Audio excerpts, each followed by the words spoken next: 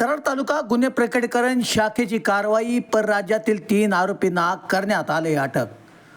पॉकलन व ब्रेकर चोरी प्रकरणातील 3 जणांना मालखेड फाटा येथे सापळा लावून शिताफीनं अटक करण्यात आले. खास खबऱ्याकडून माहिती मिळाल्यानंतर मालखेड फाटा येथे सापळा लावून तिघांना ताब्यात घेण्यात आले. जगन्नाथ किसन काळे वय 47 राहणार गायकवाड गल्ली राज पिंपरी तालुका जिल्हा बीड. जितेंद्र मुळीक वय 25 राहणार इंदलगाव आंबड जिल्हा जालना. महादेव भिशे वय 35 व्यवसाय ऊस टोळी मुकादम राहणार सातारा वाहेगाव तालुका पुरतर जिल्हा जालना. या तिघांना सध्या कराड तालुका गुन्हे प्रकटीकरण शाखेच्या पथकाने ताब्यात घेतले.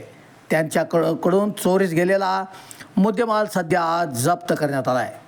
या गुन्ह्याचा तपास सहाय्यक पोलीस उपनिरीक्षक नितीन येळवे करीत आहेत.